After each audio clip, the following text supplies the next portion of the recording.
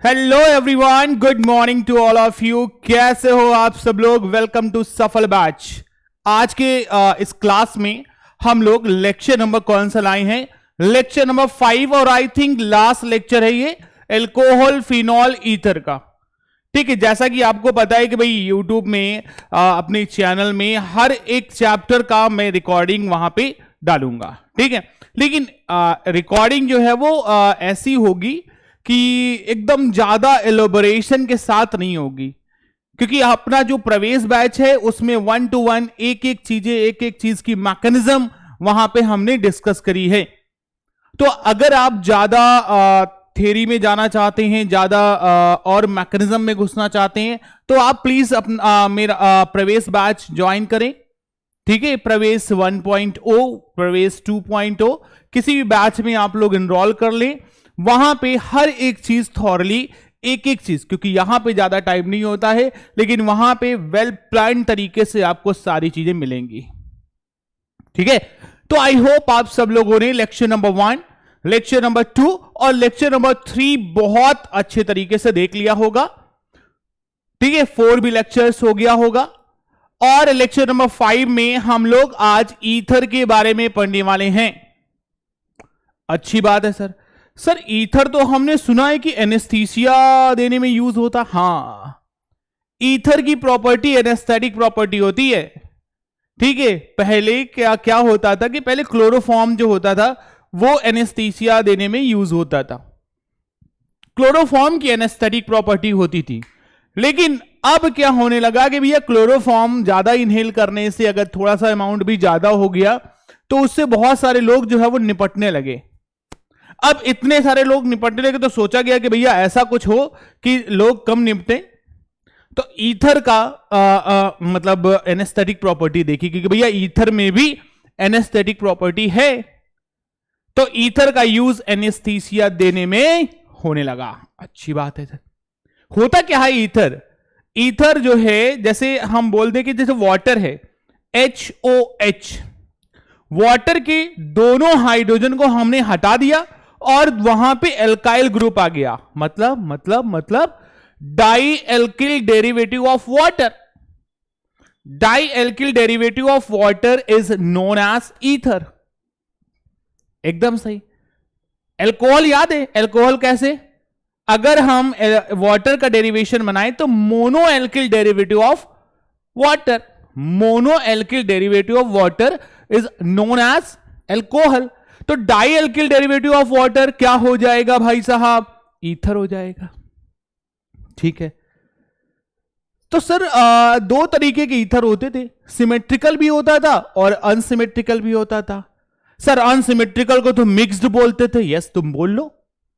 Symmetrical ether है और mixed ether है।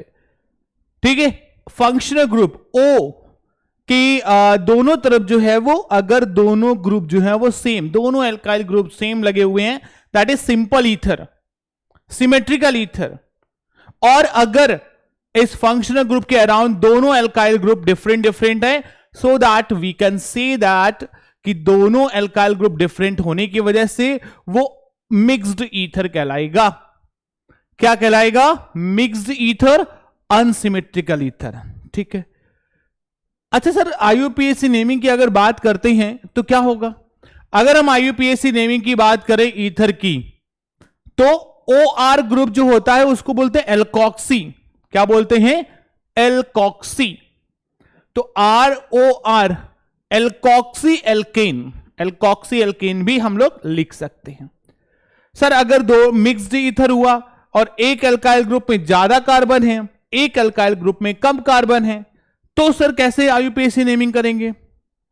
जो ज्यादा कार्बन वाला एल्काइल ग्रुप है उसको हम एल्केन में लेंगे, और जो कम कार्बन वाला एल्काइल ग्रुप है उसको एल्कॉक्सी की टर्म्स में लेंगे। जैसे एक तरफ है CH3OC2H5, CH3OC2H5, तो CH3O को क्या बोलते हैं? मिथॉक्सी, एंड C2H5 एल्केन में कन्वर्ट हो जाएगा इथेन, सो मिथॉक्सी इथेन हो गया।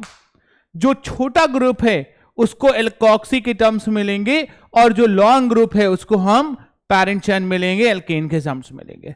तो एल्कॉक्सी एल्केन, वाह सर, हमने तो सुना था कि भाई जो ईथर है, ईथर में मेटामेरिज्म भी होती है। सही सुना था भाई, ईथर में क्या होती है? मेटामेरिज्म। सर मेटामेरिज्म क्या होती है? हमने तो 11th अच्छे से पढ़ा नहीं है। ठीक है, नहीं पढ़ा तो मैं हूं ना। मेटामेरिज्म वो होती है, वो आइसोमेरिज्म होती है। मॉलिक्यूलर फॉर्मूला सेम है, लेकिन फंक्शनल ग्रुप के अराउंड जो दोनों एल्काइल ग्रुप लगे हुए हैं उनके कार्बन में डिफरेंस हो। नहीं नहीं नहीं, क्या क्या क्या कहा आपने? फिर से सुनो। फंक्शनल ग्रुप के अराउंड दोनों एल्काइल ग्रुप में नंबर ऑफ कार्बन में डिफरेंस हो। जैसे मान लो अभी 3 एल्काइल ग्रुप हैं और इधर जो है वो 2 हैं। दूसरा स्ट्रक्चर बनाया O के अराउंड, इधर 2 इधर भी 2। पहले 3 और 2 का था, ठीक है, 3 और 1 का कॉम्बिनेशन था, अभी 2 और 2 का कॉम्बिनेशन है। तो एल्काइल ग्रुप जो है वो नंबर ऑफ कार्बन चेंज हुए कि नहीं? इसी को तो बोलते हैं मेटामेरिज्म। ठीक है भाई, ठीक है। So let's start ether. आज के लेक्चर में हम लोग क्या क्या पढ़ने वाले हैं? ठीक है, आज के लेक्चर में कुछ जनरल पॉइंट्स पढ़ेंगे जो कि मैंने अभी बताया। ठीक है, उसके बाद क्या होगा सर? उसके बाद हम लोग मेथड ऑफ प्रिपरेशन पढ़ने वाले हैं कि कैसे इसको प्रिपेयर करेंगे। After that we talk about the physical property, chemical property और कुछ टेस्ट हैं ईथर के, वो हम लोग देखेंगे। ठीक है, तो आज का लेक्चर थोड़ा सा छोटा होने वाला है लेकिन बहुत ही इंपॉर्टेंट है। ईथर के कुछ रिएक्शंस हैं जो बहुत इंपॉर्टेंट हैं।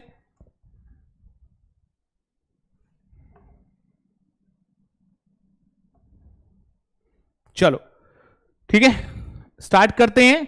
तो ये कुछ थ्योरी वाला पार्ट है। अगर हम ईथर को बात करें कि इसका जनरल मॉलिक्यूलर फॉर्मूला क्या होता है, तो हम यहां पे डिस्कस कर सकते हैं। देखो,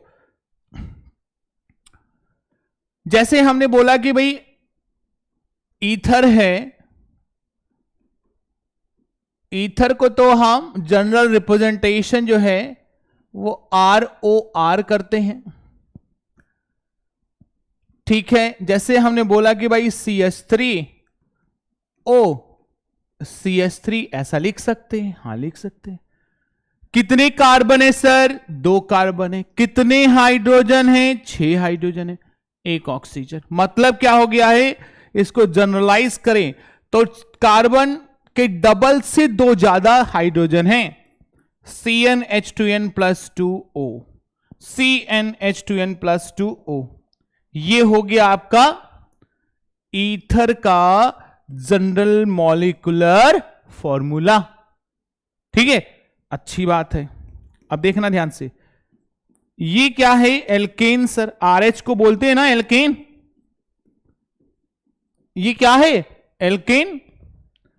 RH को बोलते हैं एल्केन। हां सर बोलते हैं। इसका एक हाइड्रोजन हटा दो और उसकी जगह पे OR ग्रुप लगा दो तो क्या हो जाएगा? ROR। अरे ये तो ईथर बन गया। हाँ भाई साहब, ईथर बन गया। तो इसको क्या बोलेंगे? इसको क्या बोलेंगे बच्चे लोग? सो ROR को हम बोल सकते हैं कि alkoxy derivative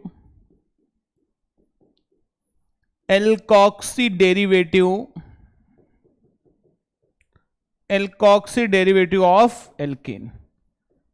alkoxy derivative of alkane is known as ether. Alkoxy derivative of alkane is known as ether. बहुत अच्छी बात सर। अगर हम यहां पे एक और बात करें कि भैया वाटर है, H2O, यहां वाटर से 2 हाइड्रोजन हटाए और 2 एल्काइल ग्रुप लगाए। ठीक है, तो ROR लिख देते हैं। मतलब ये क्या है? ये भी तो ईथर है। हाँ, तो हम कौन सा कह रहे हैं? इसको हम क्या लिख सकते हैं? ये है वाटर और ये है dialkyl derivative of water. Dialkyl derivative of water. ठीक है, ये हो गया है ईथर। ठीक है।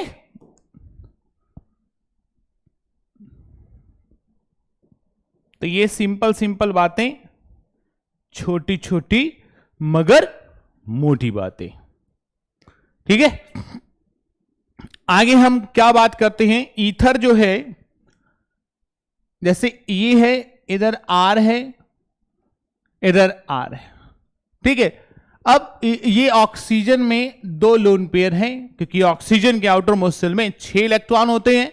6 इलेक्ट्रॉन होने के साथ साथ वहां पे 2 लोन पेयर और 2 बॉन्ड पेयर, मतलब 4 हो गया। 4 हो गया तो sp3 हाइब्रिडाइजेशन हो गया।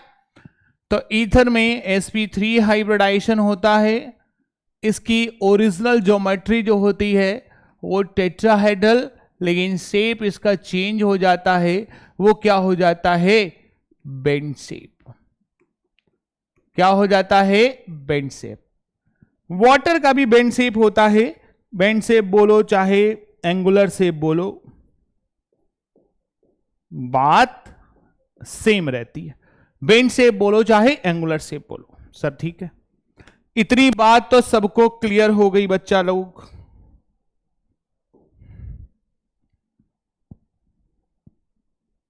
है ना। चलो और क्या क्या है देख लो ध्यान से।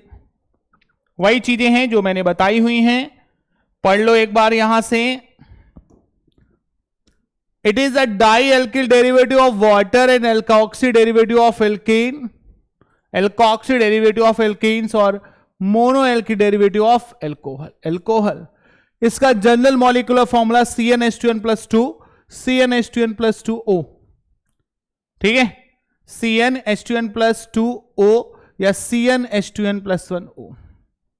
आगे hybridization state of oxygen sp3 bond angle 1110 degree due to counter balance repulsion of alkyl group. वैसे तो वाटर में बॉन्ड एंगल जो होता है, वाटर में कितना बॉन्ड एंगल होता है बच्चे लोग, 104 डिग्री, लेकिन एल्काइल ग्रुप यहां पे लगने की वजह से वो थोड़ा सा बॉन्ड एंगल जो है वो चेंज हो जाता है। क्या हो जाता है, 1110 डिग्री। आगे अगर एल्किल ग्रुप दोनों सेम हैं तो उसको बोलेंगे क्या, सिंपल ईथर, मैंने जैसा बताया।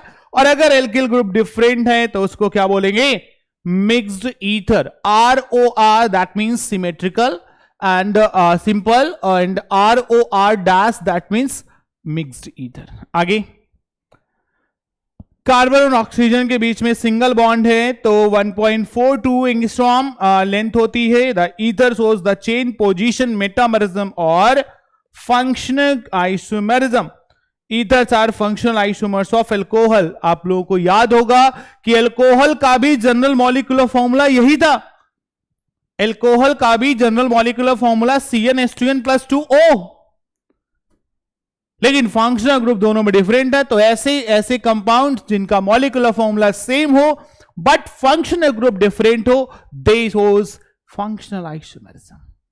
ओके, आगे हम IUPAC सिस्टम की बात करते हैं तो इसको बोलेंगे क्या, alkoxy alkene.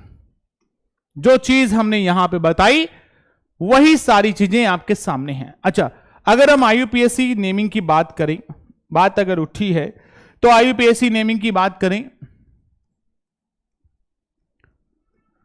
IUPAC naming of, IUPAC nomenclature of किसका, ईथर का।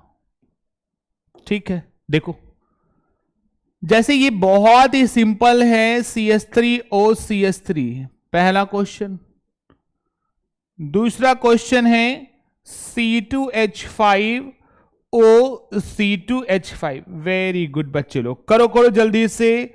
तीसरा क्वेश्चन है CH3OC2H5।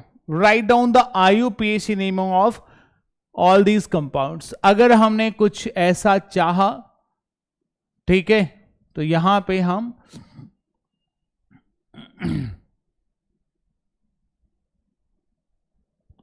ठीक है ऐसा, ओके। फिफ्थ नंबर की अगर हम बात करें,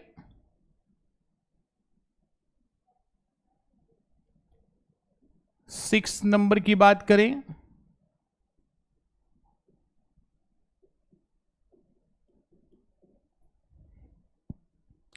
ठीक है, इन बस बहुत ही नॉर्मल आईयूपीएसी नेमिंग है, बस आपको सिखाना है कि कैसे इसकी नेमिंग होती है। अगर आईयूपीएसी नेमिंग की बात करें तो आपको पता ही है कि इसकी आईयूपीएसी नेमिंग में हमें क्या करना होता है। इसकी आईयूपीएसी नेमिंग में हमें क्या करना होता है देखो, इसको लिखते हैं एल्कॉक्सी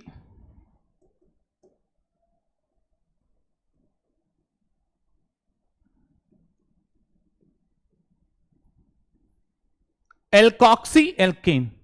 ठीक है, आईयूपीएसी नेमिंग है एल्कॉक्सी एल्केन। अब बताओ, एक है क्या मिथॉक्सी, ये वाला, तो हम इसको क्या लिख लेंगे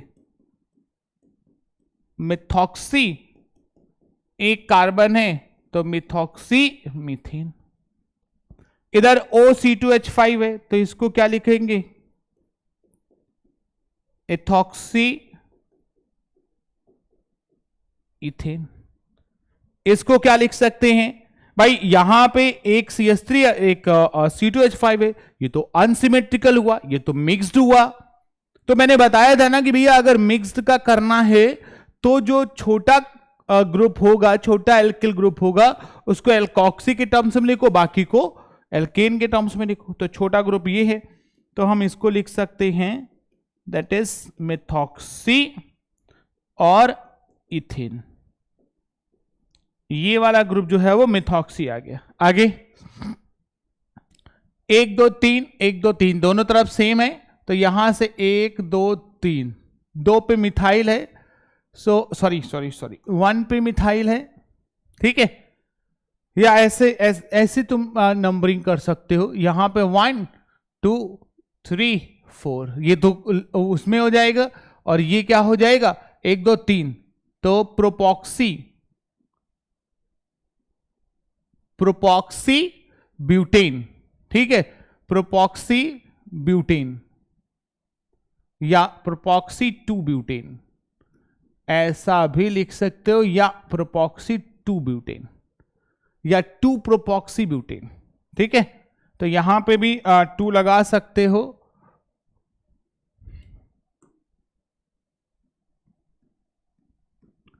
प्रोपॉक्सी ब्यूटेन 2। आगे ये दोनों के दोनों क्या है, दोनों के दोनों क्या हैं सर, ये तो साइकिल है, साइक्लोप्रोपेन है, तो एक को हम क्या लिखते हैं एल्कॉक्सी में, तो साइक्लो प्रोपेनॉक्सी। ठीक है, मिथॉक्सी, तो प्रोपॉक्सी भी लिख सकते हैं, क्या लिख सकते हैं प्रोपॉक्सी लिखो। ठीक है, प्रोपॉक्सी, साइक्लोप्रोपॉक्सी, साइक्लोप्रोपेन,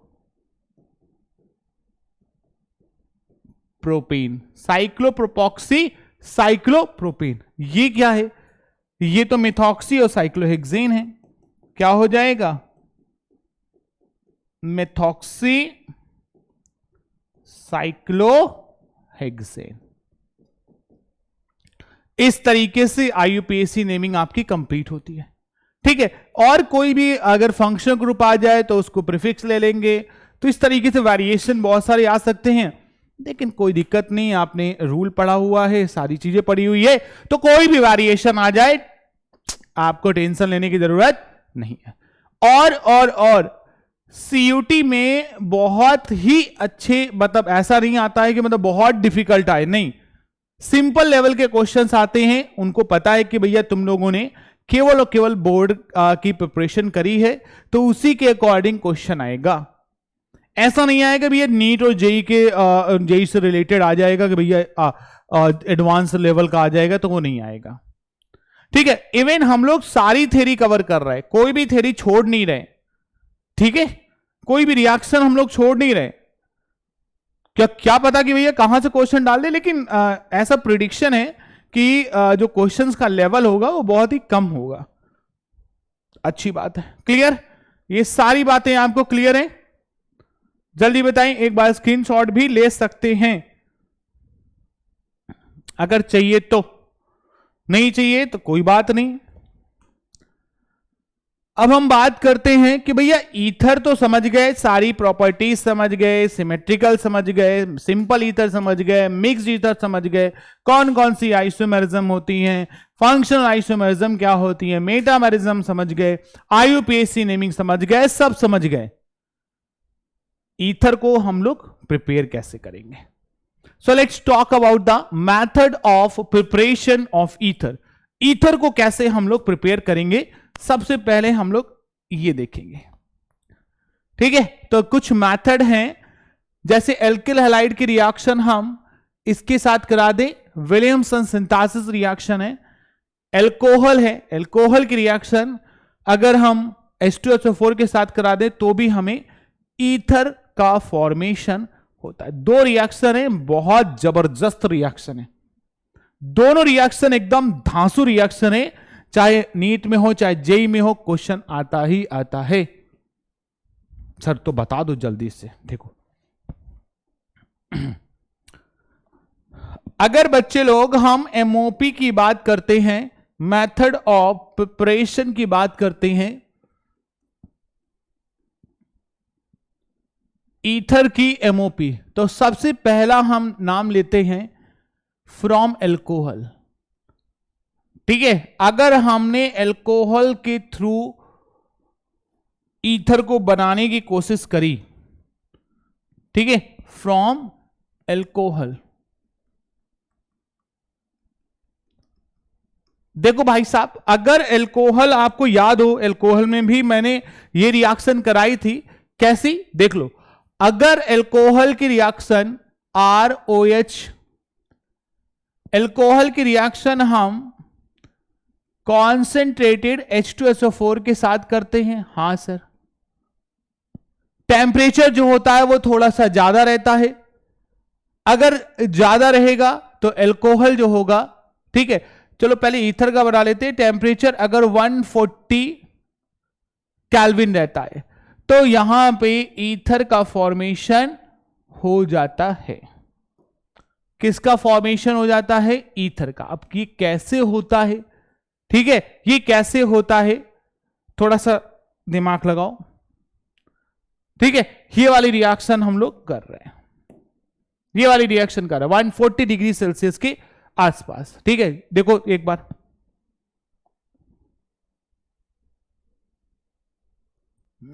ओके।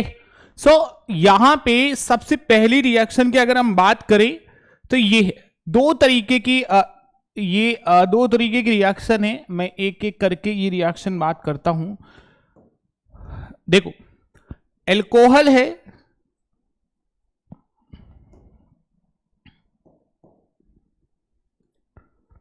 अगर ROH है, इसकी रिएक्शन H2SO4 के साथ करते हैं और यही टेम्परेचर, जैसे मान लो अगर केल्विन में रखें तो 443 केल्विन टेम्परेचर है, या कभी ऐसा हो जाता है कि अल्कोहल की रिएक्शन H2SO4 के साथ ही in the presence of H2SO4, लेकिन टेम्परेचर जो है वो 413 केल्विन टेम्परेचर के आसपास हो जाता है। तो यहां पे क्या हो जाता है, किसका फॉर्मेशन होता है और यहां पे किसका फॉर्मेशन होता है, तो एलिमिनेशन रिएक्शन हो जाती है। ठीक है, तो ये वाला जो टेम्परेचर कम है तो यहां पे क्या हो जाएगा, ईथर का फॉर्मेशन हो जाएगा। ठीक है, ईथर का फॉर्मेशन, आप लोग क्लियर है ना कि ईथर का फॉर्मेशन कैसे हो रहा है, ईथर का फॉर्मेशन कैसे हो रहा है, जल्दी बताएं। ठीक है, और अगर टेम्परेचर ज्यादा है तो बट ऑब्वियस सी बात है, एलिमिनेशन रिएक्शन हो जाएगी, और एलिमिनेशन रिएक्शन का जो प्रोडक्ट है वो क्या है, एल्कीन। तो ये दो रिएक्शन है, बहुत इंपॉर्टेंट है। अब होता कैसे, क्यों ऐसा होता है भाई, क्यों ऐसा होता है कि हाई टेम्परेचर पे एल्कीन एलिमिनेशन होने लगती है, एल्कीन बनने लगती है, और लो टेम्परेचर पे ईथर बनने लगता है। देखो इसकी अगर हम मैकेनिज्म की बात करें तो जैसे ROH है, एल्कोहल है, एल्कोहल की रिएक्शन जैसे मान लो एसिडिफिकेशन कराया तो H+ जो है, और यहां पे क्या है, O है, लोन पेयर है, तो ये इसके साथ अटैच हो जाएगा, तो क्या हो जाएगा, ROH, और एक H इधर हो जाएगा, और ये। ठीक है, अगर यहां पे हम बात करें कि हाई टेम्परेचर लेते हैं, अगर हाई टेम्परेचर अगर लेते हैं, उसमें हीट कर देते हैं, तो ये H2O निकल जाता है और यहां पे कार्बोकेटाइन बनेगा और कार्बोकेटाइन के साथ साथ वहां पे क्या बन जाएगी, कार्बोकेटाइन इंटरमीडिएट, और फिर उसके बाद H निकलेगा तो एल्कीन बन जाएगी। हाई टेम्परेचर पे ऐसा होता है, कार्बोकेटाइन बनेगा, कार्बोकेटाइन के बाद जैसे मान लो यहां पे CH3 CH2 प्लस बना और फिर इससे H प्लस निकलेगा तो यहां पे माइनस आएगा, तो CH2 double bond CH2 alkene का फॉर्मेशन हो जाता है ना। अच्छा, ये हाई टेम्परेचर में है। और अगर लो टेम्परेचर की बात करें, देखना ध्यान से, अगर लो टेम्परेचर की बात करें तो लो टेम्परेचर में होता क्या है कि दूसरा जो मॉलिक्यूल है अल्कोहल का ही, उसके पास लोन पेयर है, तो जैसे ही देखो ये इसने इसके ऊपर अटैक किया, ध्यान देना भाई, दूसरे कलर से बनाता हूं, ये इसके ऊपर अटैक किया और फिर ये निकलने की कोशिश हुआ तो H2O निकल जाएगा और ये RO इधर ROR, यहां पे ROR बन जाएगा और H2O निकल जाएगा और जो H प्लस ने अटैक किया था वो भी निकल जाएगा, मतलब ईथर बन जाएगा। समझ में आ रहा है ना मैकेनिज्म कैसे हुई भाई। अगर हाई टेम्परेचर में है तो कार्बोकेटाइन बना और कार्बोकेटाइन के बाद उससे दूसरे कार्बन से हाइड्रोजन निकला और हाइड्रोजन निकलने के बाद उसने क्या बना लिया, एल्कीन बना ली। लेकिन अगर यही लो टेम्परेचर में रिएक्शन हो रही है तो दूसरा मॉलिक्यूल रिएक्शन इसके साथ करेगा, वाटर निकल जाएगा, ये और ये आपस में जुड़ जाएंगे और H प्लस निकल जाएगा। ये है मैकेनिज्म। ठीक है सर, अच्छी बात आपने बताई। ठीक है, आगे।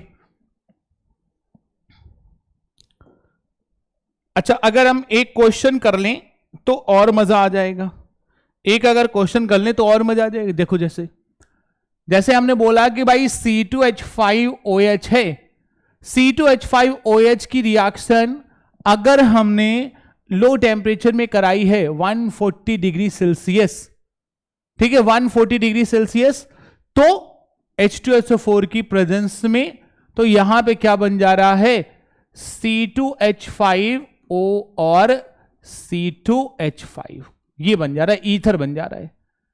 तो यहां पे दो मॉलिक्यूल्स लग रहे हैं। देखो शॉर्टकट में अगर करें तो C2H5O, इधर H, एक और HO, C2H5।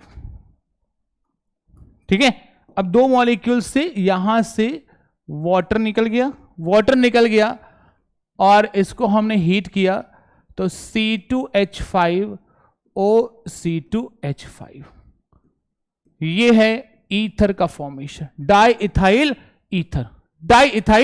ईथर का फॉर्मेशन हो गया। ठीक है, क्लियर ना, बात समझ में आ रही ना कि ईथर का फॉर्मेशन कैसे हुआ है, इसकी मैकेनिज्म क्या है। ठीक है, और यही अगर हाई टेम्परेचर में कर देते तो क्या होता, हाई टेम्परेचर में कर देते तो C2H5OH है, सबसे पहले H प्लस, सबसे पहले H प्लस ने अटैक किया, इसके पास, क्योंकि O के पास लोन पेयर है, तो ये क्या बन गया, C2H5OH और इधर पॉजिटिव चार्ज। फिर उसके बाद इसने क्या किया कि ये निकल गया, H2O निकल गया और यहां पे CH3 CH2 प्लस, ये क्या बन गया है, कार्बोकेटायन बन गया। फिर उसके बाद हम प्रोटॉन का रिमूवल करेंगे इस वाले कार्बन से, तो H प्लस निकला तो यहां पे माइनस आ जाएगा, माइनस छोड़ जाएगा तो CH2 डबल बॉन्ड CH2 बना, मतलब इथीन बना। तो दोनों रिएक्शन में कोई भी आपको कंफ्यूजन नहीं होना चाहिए। ठीक है, दोनों रिएक्शन बहुत ही कॉमन है, सिंपल रिएक्शन है। ठीक है, मेथड ऑफ प्रिपरेशन इसका अगर मान लो अल्कोहल के थ्रू हो गया, क्लियर। दूसरी रिएक्शन है विलियमसन सिंथेसिस रिएक्शन। अब विलियमसन सिंथेसिस रिएक्शन है तो क्या होगा, अभी देखना। दूसरा हम मेथड ऑफ प्रिपरेशन की बात करते हैं, second method of preparation from alkyl halide. Alkyl halide के थ्रू हम ईथर का प्रिपरेशन करेंगे। एल्काइल हैलाइड के थ्रू ईथर का प्रिपरेशन करेंगे। कैसे? ध्यान से देखो भाई, इस रिएक्शन का नाम है विलियमसन सिंथेसिस रिएक्शन। अगर एल्किल हैलाइड है, एल्किल हैलाइड की रिएक्शन हमने सोडियम एल्कोक्साइड के साथ कर दी, ठीक है, और यहां पे NaX निकल गया, ROR बनेगा, यहां पे मान लो डैश लगा दिया तो ROR डैश और NaX। ये वाली रिएक्शन जो है वो SN2 रिएक्शन को फॉलो करती है, SN2 रिएक्शन मैकेनिज्म को फॉलो करती है। अगर हम SN2 रिएक्शन की ऑर्डर की बात करें कि कौन सा एल्केलाइड ज्यादा रिएक्टिव होता है, तो 1 डिग्री एल्केलाइड, फिर 2 डिग्री एल्केलाइड, 3 डिग्री तो होता ही नहीं है रिएक्टिव, लेकिन लिख लेते हैं। ये है रिएक्टिविटी का ऑर्डर SN2 के लिए। मतलब यहां पे जो एल्केलाइड यूज हो रहा है ये 1 डिग्री हो या 2 डिग्री हो, मतलब 1 डिग्री होना कंपलसरी है। और यहां पे जो एल्किल है ये 1 डिग्री हो, एल्केलाइड है, यहां पे एल्किल है, 1 डिग्री हो, 2 डिग्री हो, 3 डिग्री हो, कोई मैटर नहीं करता है, क्योंकि SN2 रिएक्शन फॉलो हो रही है। और SN2 रिएक्शन में जो एल्किल हैलाइड होना चाहिए वो क्या होना चाहिए? 1 डिग्री होना चाहिए, क्राउडिंग लेस होनी चाहिए, कम क्राउडिंग होनी चाहिए, ठीक है। इस तरीके से ईथर का फॉर्मेशन हो जाता है।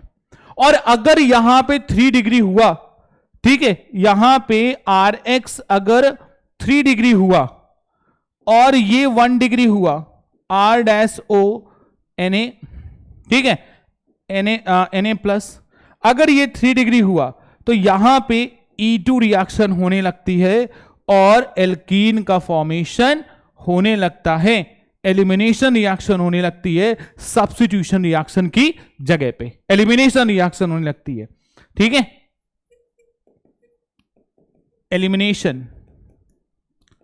एलिमिनेशन रिएक्शन होने लगती है, E2 रिएक्शन होने लगती है सब्स्टिट्यूशन की जगह पे, जब एल्किल हैलाइड जो है वो 3 डिग्री हो।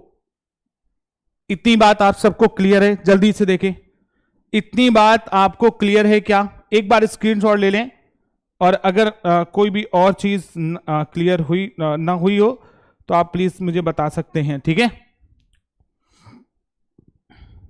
क्लियर? सारे बच्चों को क्लियर?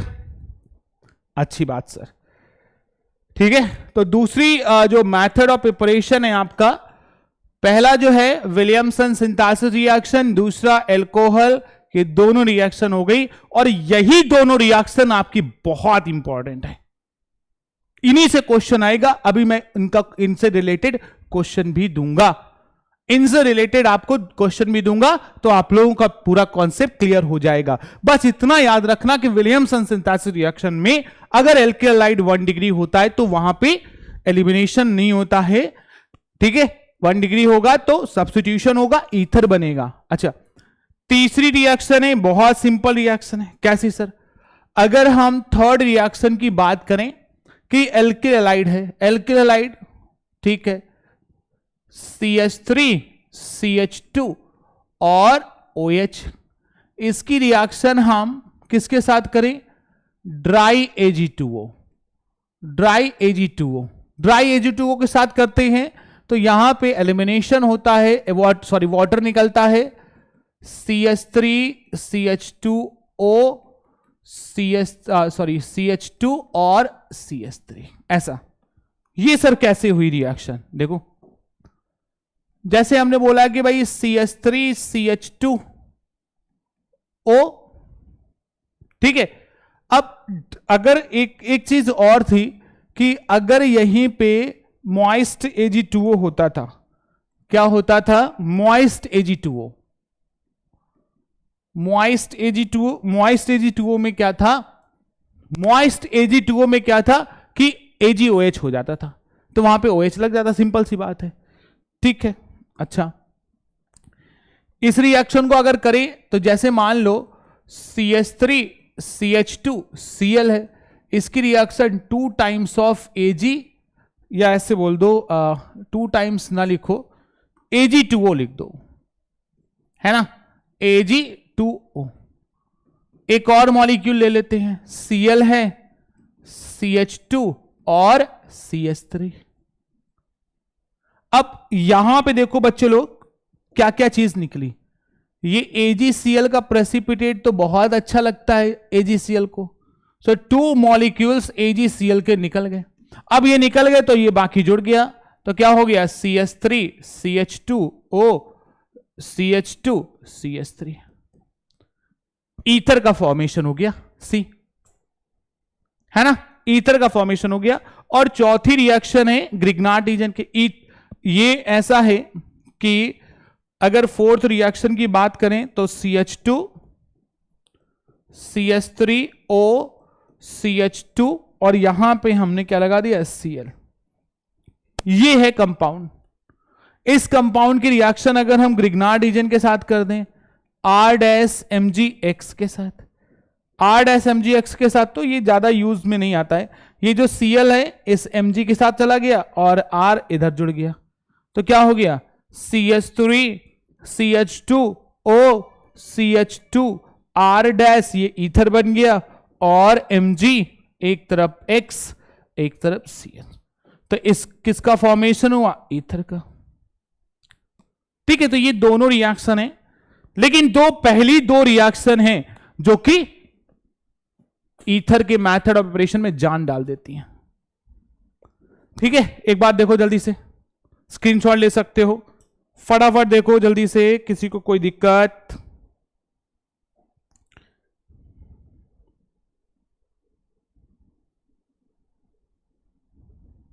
ठीक है, अब इससे रिलेटेड हम लोग क्वेश्चन सॉल्व करते हैं। इससे रिलेटेड क्वेश्चन सॉल्व करेंगे अगर कहीं पे जगह होगी तो, है ना।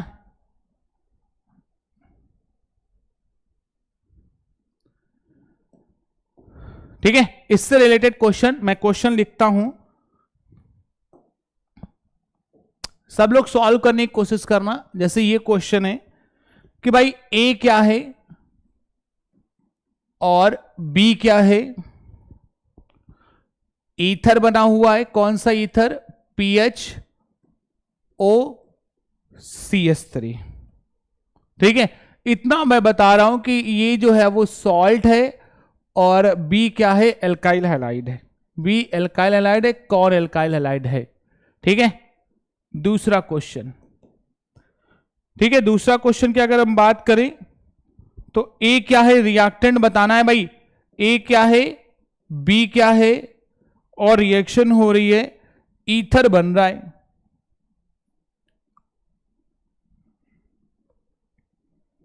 यहां पे OCH3, तो A क्या है, B क्या है।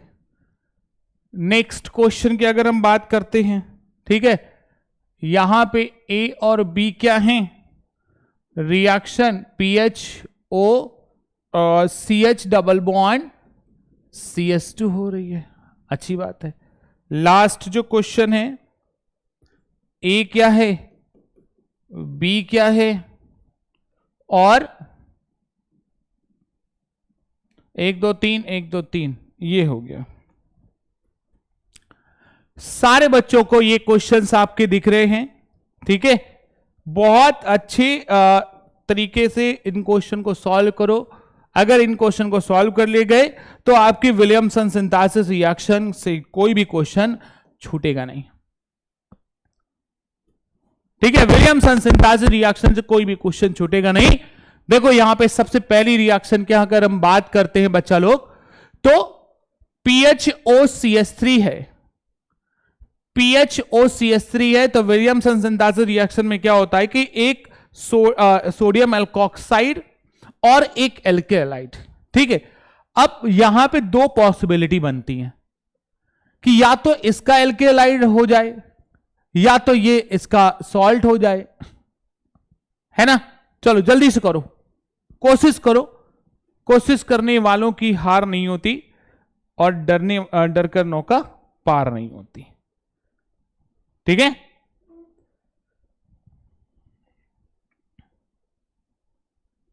जल्दी करें, जल्दी।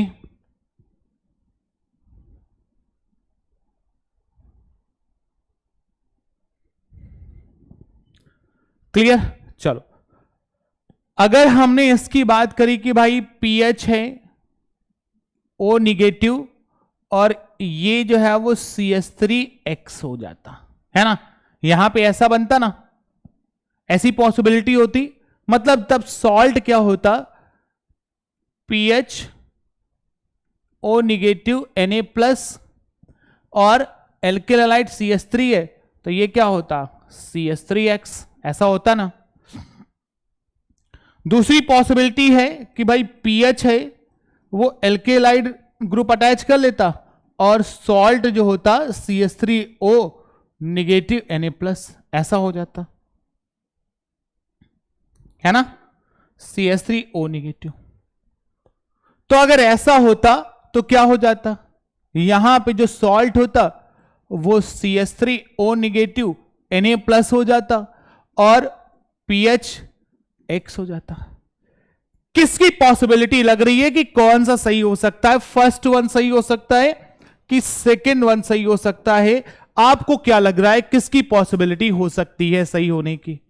सर एक बात बताएं, ठीक है, यहां पे ये वाला बॉन्ड है, ये हैलोजन के पास दो तीन तीन लोन पेयर है और ये लोन पेयर बेंजीन रिंग में डिलोकलाइज हो रहे, तो हैलोजन तो टूटने से रहा। अब अगर हैलोजन नहीं निकलेगा तो NaX नहीं निकलेगा, ईथर नहीं बनेगा, मतलब ये वाली पॉसिबिलिटी तो सर हम नहीं कह रहे, मतलब ये वाली चीज जो है वो नहीं होगी, मतलब ये वाली पॉसिबिलिटी हो सकती है। तो सॉल्ट क्या हो गया, ये और ये एल्केलाइड ये हो गया और ये बन गया। क्लियर? क्यों ऐसा हुआ? पीएच जो है वो हैलोजन के साथ अटैच है, तो हैलोजन के जो लोन पेयर है वो रिंग में डिस्ट्रीब्यूट हैं, तो हैलोजन को निकाल नहीं सकते हैं। आगे नेक्स्ट, यहां पे क्या पॉसिबिलिटी है, यहां पे एक तो ये बात कर लें कि भाई देखना, अगर ये है इधर हम क्या कर लें O निगेटिव और एक क्या हो जाएगा CH3X, या तो ये वाली रिंग है,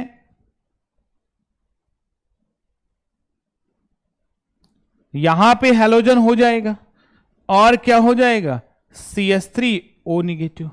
यही दो पॉसिबिलिटी है ना, यही दो पॉसिबिलिटी हैं। अब इसमें से कौन सी पॉसिबिलिटी तुम्हें लग रही है, जल्दी बताएं, इसमें से कौन सी ऐसी पॉसिबिलिटी है प्लीज?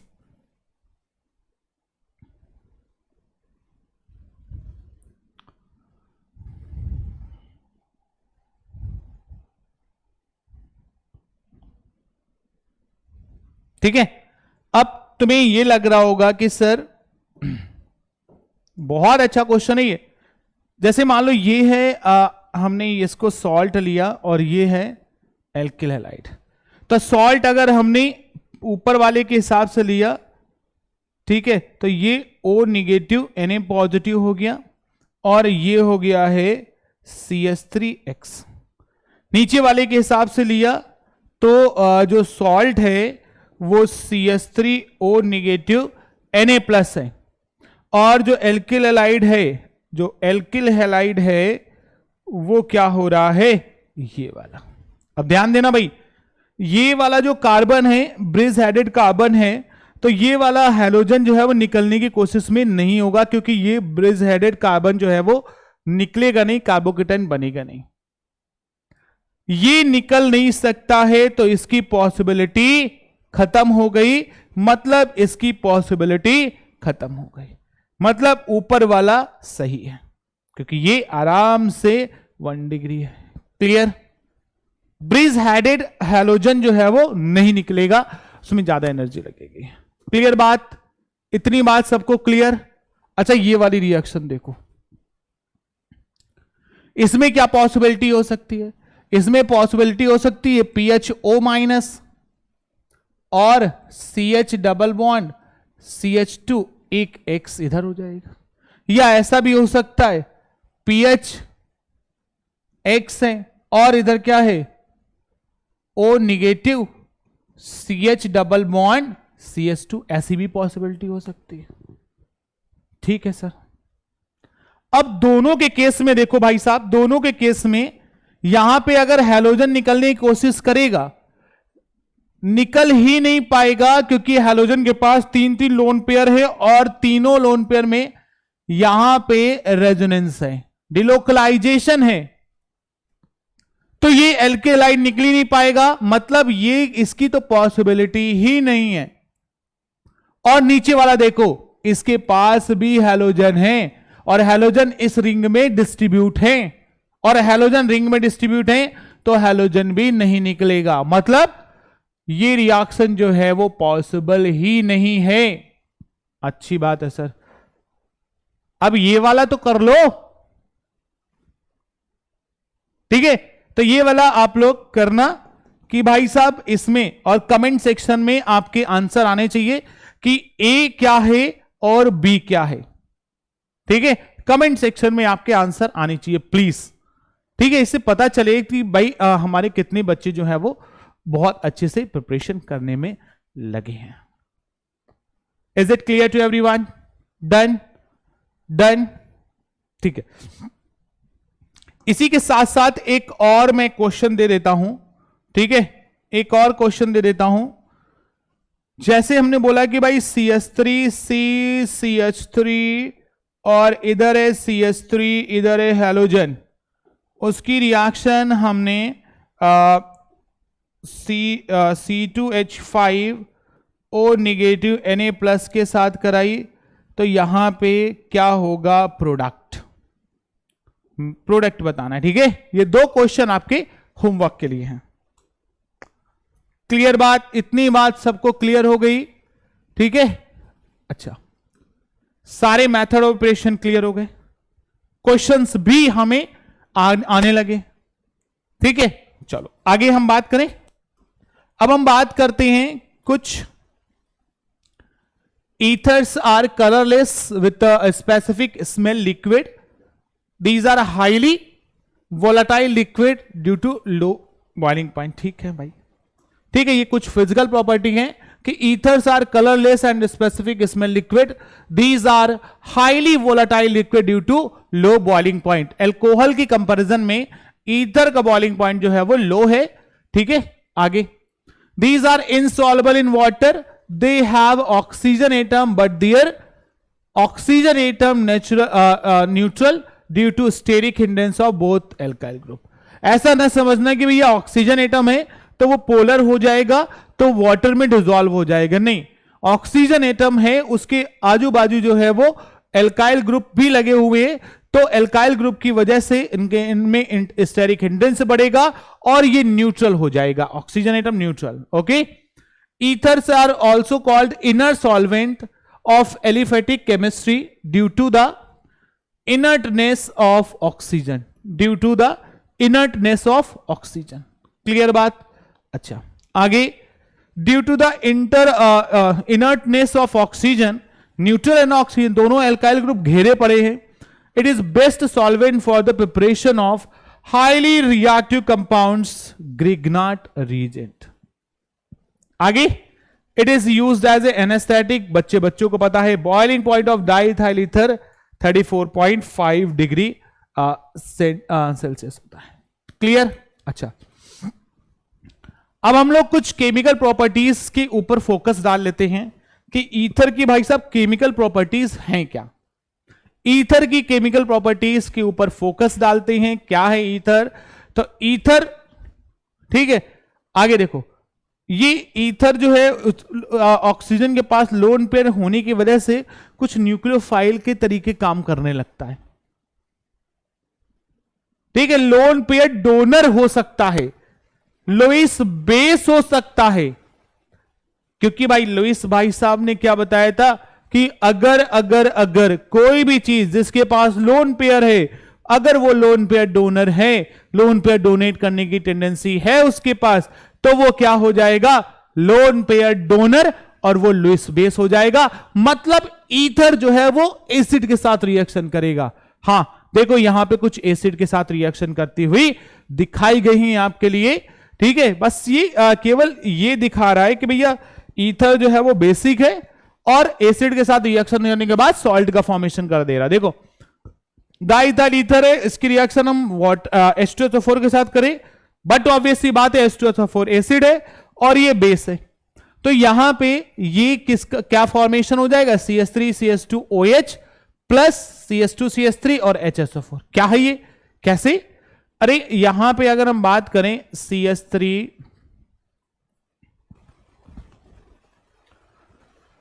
C2H5, इधर C2H5 है और O है, ये ईथर है, ईथर की रिएक्शन H2SO4 के साथ, तो H प्लस HSO4 माइनस, तो ये H प्लस इसके पास लोन पेयर है, तो ये H प्लस इधर अटैक कर देगा, तो क्या हो जाएगा C2H5 OH प्लस चार्ज आ जाएगा और C2H5 ये प्लस है तो एक माइनस है, HSO4 माइनस, सॉल्ट का फॉर्मेशन हो जाएगा।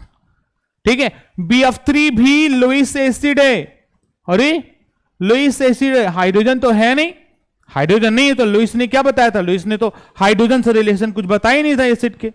उन्होंने बताया कि भैया जो भिखारी हैं, जो लोन पेयर एक्सेप्टर हैं, वो क्या हो सकते हैं, एसिड हो सकते हैं। तो BF3 के पास 6 इलेक्ट्रॉन है, तो 6 इलेक्ट्रॉन होने की वजह से वो इलेक्ट्रॉन को एक्सेप्ट करेंगे, दैट्स व्हाई ये लुईस एसिड है। अगर लुईस एसिड है तो इसके साथ रिएक्शन करेगा।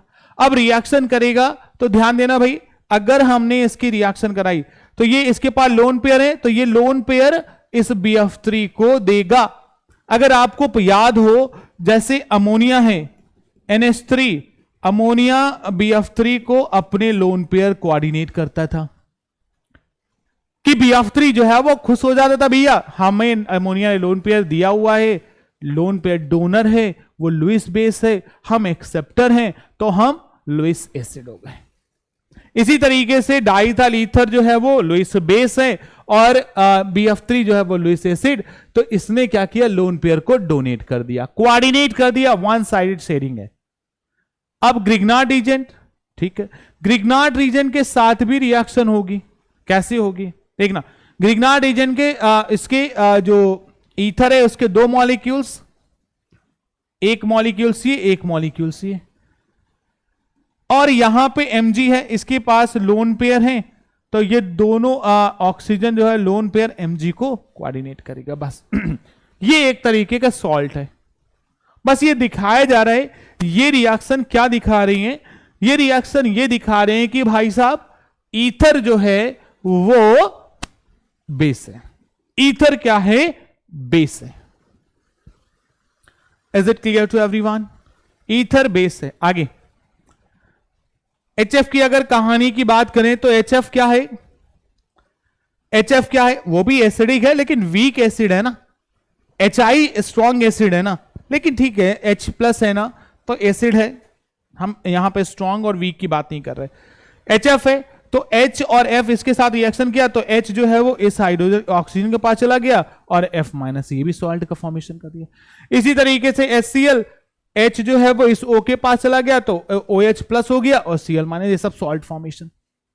ये सारी रिएक्शन दिखा रही कि भैया ईथर जो है वो बेसिक है, ईथर लुईस बेस है, जो कि वो इलेक्ट्रॉन पेयर को डोनेट कर सकता है और ये H प्लस को एक्सेप्ट कर सकता है। H प्लस एक्सेप्टर क्या होता है, दोनों चीजें हैं, इन दोनों इन सब रिएक्शन में 2 चीजें दिखाई गई हैं, लोन पेयर डोनर और H प्लस एक्सेप्टर। तो ब्रॉन्स्टेड लॉरी का कॉन्सेप्ट था कि भाई साहब अगर कोई भी प्रोटॉन एक्सेप्टर है, कोई भी चीज प्रोटॉन एक्सेप्टर है तो वो बेस है। ये क्लियर, ये क्लियर। चलो आगे HI और HBr के साथ रिएक्शन कराएंगे, तो HI और HBr के साथ रिएक्शन कराएंगे तो ये सॉल्ट का फॉर्मेशन नहीं करेगा। HI और HBr के साथ रिएक्शन कराएंगे तो सॉल्ट का फॉर्मेशन नहीं करेगा।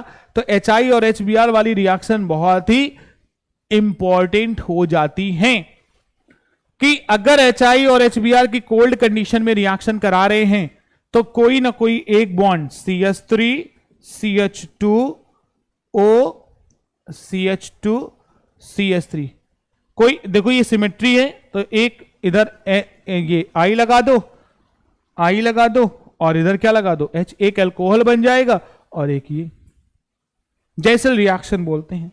अगर हॉट एंड कोल्ड कंडीशन है तो यहां पे हॉट एंड कोल्ड कंडीशन है तो CH3 CH2O CH2 CH3, तो यहां पे ये ब्रेक हो जाएगा, यहां पे I, यहां पे H, ये ब्रेक हो जाएगा, यहां पे H पे I, तो H2O निकल जाएगा, CH3 CH2I CH3 CH2I। अगर हॉट एंड कोल्ड कंडीशन में है तो दोनों के दोनों बॉन्ड ब्रेक होंगे, और अगर डाइल्यूट कंडीशन में है तो एक बॉन्ड ब्रेक होगा। चेक करो आप लोग जल्दी से, ये वाली चीज चेक करो, कोई डाउट इसमें? ओके, सो ये रिएक्शन का कुछ मतलब समझ रहे हो ना, HX के साथ रिएक्शन कैसे हो रही है। ठीक है, चलो HX के साथ रिएक्शन हो रही है तो उसको थोड़ा सा हम लोग देख लेते हैं, काफी इंपॉर्टेंट रिएक्शन है। तो हम लोग रिएक्शन विथ HX, ठीक है, रिएक्शन विथ HX हम लोग देख लेते हैं। ठीक है, जैसे अगर हम बात करें ईथर की, ठीक है, ईथर की अगर बात करें तो ROR डैश है, ईथर की रिएक्शन हम HX के साथ करते हैं। ठीक है, तो ध्यान दो ना भाई, सबसे पहले ये H जो है वो इसके साथ अटैक कर गया H प्लस, तो यहां पे ROH प्लस और यहां पे R डैश हो गया, ये बना। ठीक है, अब फिर जो है वो हाइड्रोजन जो X माइनस है वो अटैक करेगा, कहां पे अटैक करेगा, उसकी पॉसिबिलिटी के लिए हम दो चीजें देखते हैं, बहुत इंपॉर्टेंट पॉइंट है। ठीक है, अगर जो R या R डैश, R या R डैश में से कोई अगर 3 डिग्री है, ठीक है 3 डिग्री है, या 1 डिग्री एंड 2 डिग्री, इसमें रेजोनेंस है, तो वहां पे SN1 रिएक्शन होगी। क्या होगी? SN1 reaction. और अगर R एंड R डैश जो है वो 1 डिग्री है या 2 डिग्री है, नॉर्मल वाले, रेजोनेंस वाले नहीं, तो वहां पे SN2 रिएक्शन होगी। SN1 का मतलब समझ रहे हो ना कि SN1 में रिएक्टिविटी का ऑर्डर क्या होता है, 3 degree alkyl halide, then 2 degree alkyl halide carbocation बनेगा, और फिर 1 डिग्री एल्केलाइड।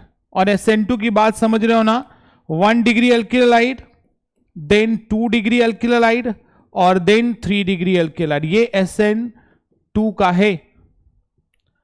इतनी बात आप सबको क्लियर ही होनी चाहिए।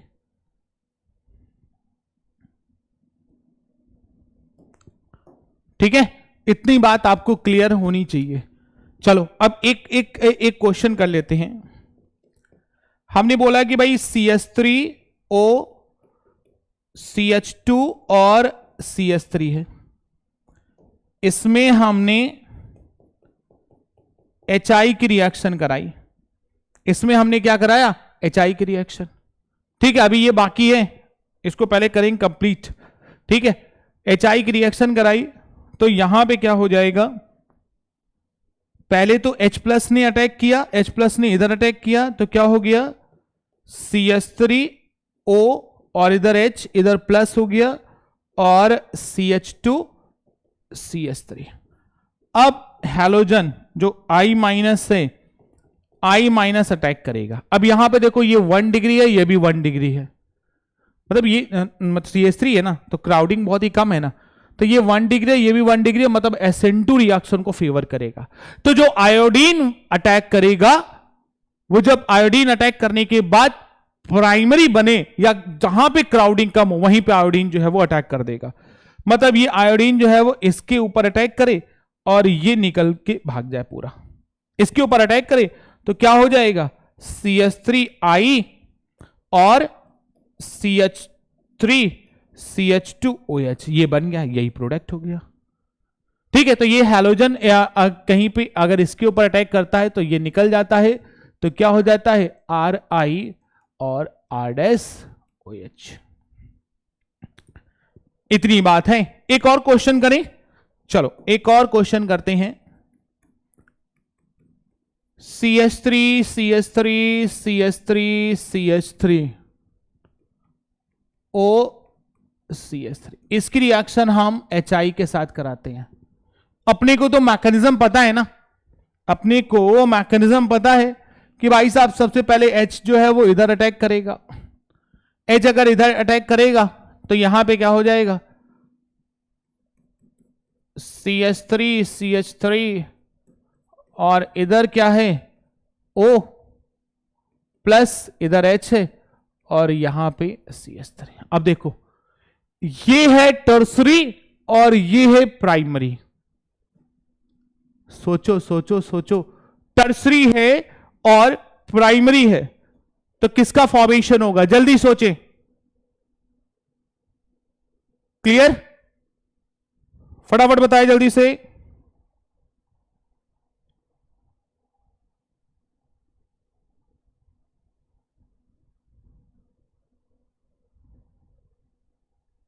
है ना, तो टर्सरी कार्बोकेटाइन ज्यादा स्टेबल होगा ना, तो टर्सरी कार्बोकेटाइन ज्यादा स्टेबल होगा तो ये चीज जो है ये चीज हमें निकाल दो, तो क्या बन जाएगा यहां पे CH3OH और CH3C, इधर CH3 इधर CH3 प्लस। अब हमने क्या किया भाई साहब, X minus sorry I minus है, I माइनस का अटैक यहां पे करा दिया तो टर्सरी एल्किलाइड हो गया। Is it clear, tertiary alkyl halide का फॉर्मेशन हो गया। तो ये इतनी केमिकल प्रॉपर्टीज हैं, ठीक है। तो ये सारे नोट्स जो हैं जितने भी क्लासेस हुई हैं वो नोट्स आप लोग टेलीग्राम चैनल पे रिसीव कर सकते हो। टेलीग्राम चैनल पे सारी चीजें मैंने भेज दी हैं, ठीक है। अब कहोगे टेलीग्राम चैनल क्या है, विनय नाम सर्च करना, ठीक है, विनय तो सर्च करना तो वहां पे आएगा, ठीक है, और उसी पे सारे नोट्स जो हैं वो आपके डाल दिए हैं। क्लियर, आगे कुछ और प्रॉपर्टीज हैं, कुछ और प्रॉपर्टीज हैं, एक बात सब लोग ध्यान से देखें। डाइइथाइल ईथर की रिएक्शन हम BCl3 के साथ कराते हैं, तो BCl3 के साथ कराते हैं तो एक बॉन्ड टूट जाता है तो Cl इधर लग जाता है और ये वाली चीज जो है वो Cl की जगह पे आ जाती है, BO3 हो जाता है। अच्छा, PCl5 के साथ रिएक्शन तो ये वाला बॉन्ड टूट जाएगा, एक Cl आ जाएगा और एक POCl3 आ जाएगा।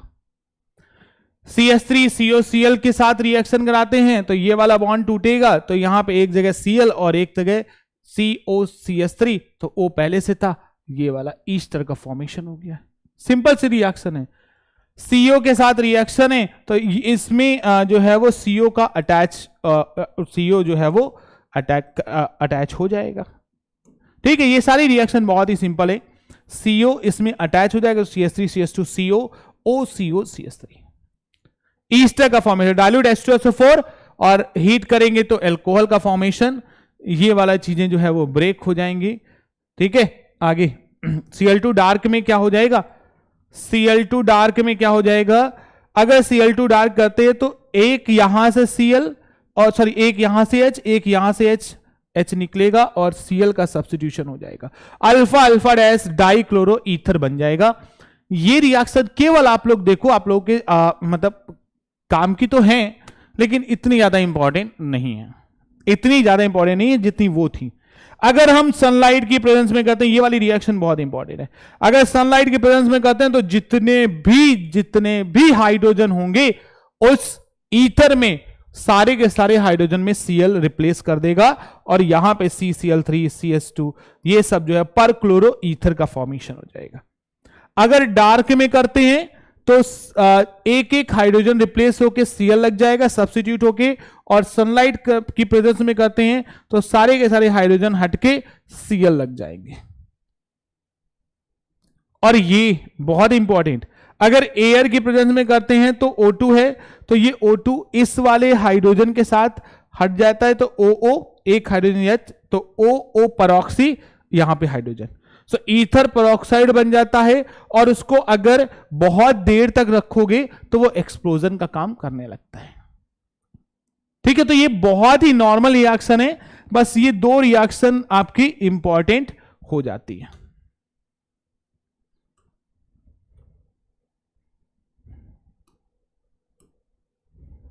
ठीक है, इसमें से किसी को कोई डाउट? किसी को कोई डाउट? अच्छा, अगर ईथर का जैसे तुम लोगों ने सुना होगा क्राउन ईथर, ठीक है, इस तरीके से नेमिंग, ठीक है, तो mixture of di ethyl ether, sorry,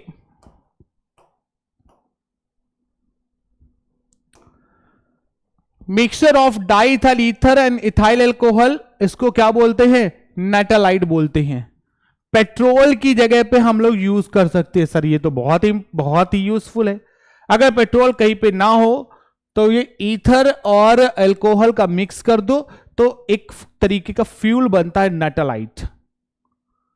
तो ये पेट्रोल का सब्स्टिट्यूट है, लेकिन पेट्रोल से बहुत महंगा है। आगे, crown ether is the cyclic polyether which have 4 oxygen atom. Crown ether की बात करते हैं तो ये सारे के सारे ये सब क्राउन ईथर है। At least 4 oxygen atom crown ether में होने चाहिए। ठीक है, 4 ऑक्सीजन एटम तो होने चाहिए। They are mainly used as a antibiotic.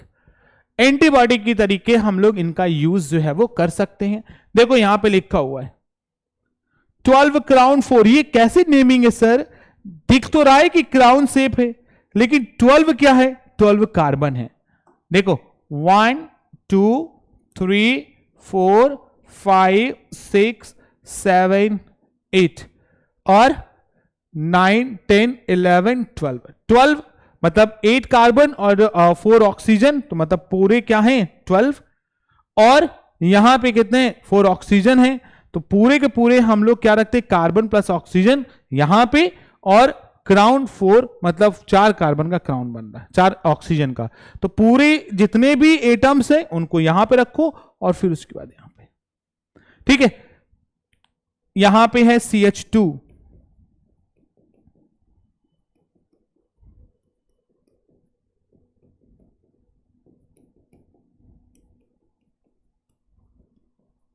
ऐसा अगर 15 क्राउन है तो 1 2 3 4 5 6 7 8 9 10 11 12 13 14 15 पूरे एटम्स रखो तो 15, और ऑक्सीजन कितने हैं? 5 हैं, तो यहां पे 5, तो 15 क्राउन 5। कभी कभी ऐसा आता है कि भैया जो क्राउन ईथर बना रहता है, और क्राउन मतलब CUT में तो आ सकता है, क्राउन ईथर बना रहता है और उसमें बताना है कि इसका नाम क्या होगा। तो जितने भी एटम्स होंगे, कार्बन हो ऑक्सीजन हो, उन सब को ऐड कर दो, पहले लिखो फिर क्राउन लिखो, और फिर जितने ऑक्सीजन है वो बाद में लिख दो। ठीक है, यहां पे देखो 18 क्राउन 6।